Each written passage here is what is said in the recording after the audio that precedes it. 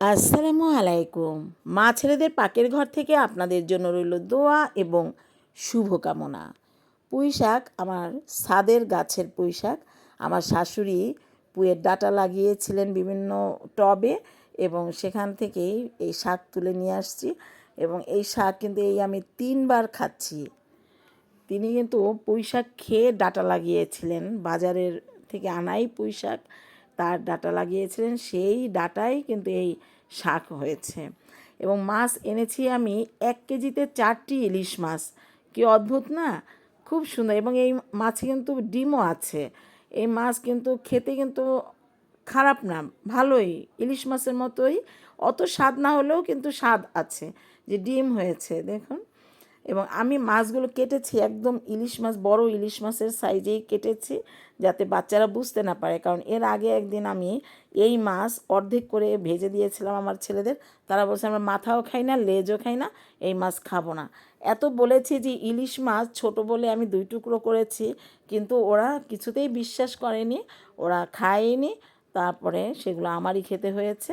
এর জন্য আমি ইলিশ মাছের সাইজে কেটেছি। ওরা এটা কিন্তু স্বাদ নিয়েই খেয়েছে, ভেবেছে যে ইলিশ মাছ কিন্তু ছোট। ইলিশ ভেজেছি আমি হলুদ লবণ দিয়ে, যে তেলে ভেজেছি সেই তেলেই 1 কাপ পরিমাণ পেঁয়াজ কুচি হালকা ব্রাউন কালার করে, তার মধ্যে 1 চা চামচ পেঁয়াজ বাটা এবং সামান্য একটু রসুন বাটা দিয়েছি।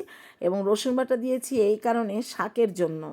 এবং শাক 1 মুঠো দিয়ে একটু নাড়াচাড়া করে তারপরে পুরো শাকটা দিয়ে দিচ্ছি। কারণ প্রথমেই শাকটা দিয়ে নাড়াচাড়া করলে সেই শাক কিন্তু কালচে হয়ে যায় না, কারণ নিচের মশলাটা পুড়ে ওঠে না।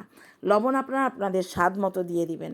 শাক দিয়ে যখন পানি বের হয়ে আসবে, তখন এই শাকের উপরে ওই ভেজে রাখা মাছগুলো বিছিয়ে দিতে হবে। বিছিয়ে 1 থেকে 2 মিনিটের জন্য ঢাকনা দিয়ে ঢেকে দিতে হবে চুলোর হাই হিটে। কারণ একটু ফ্লেভারটা মিক্সড আপ হওয়ার জন্য, আর কিছুই না। তারপরে ঢাকনা তুলে দিয়ে শাকগুলো একটু ওলটপালট করে দিলে পরে ফ্লেভারটা খুবই ভালো আসবে এবং শাকের কালারটা কিন্তু নষ্ট হবে না। আর শাকটা যদি বেশিক্ষণ ঢেকে রাখা হয়, তাহলে কিন্তু পানি বেশি বের হবে।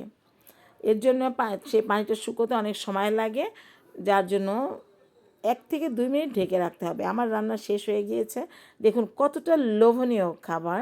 এবং সবাই কিন্তু খুব স্বাদ নিয়েই খেয়েছে এবং খুব সুন্দর ঘ্রাণ আসছিল, খুবই লোভনীয় একটি ঘ্রাণ আসছিল।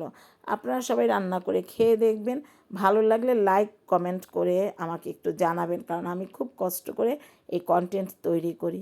আল্লাহ হাফেজ।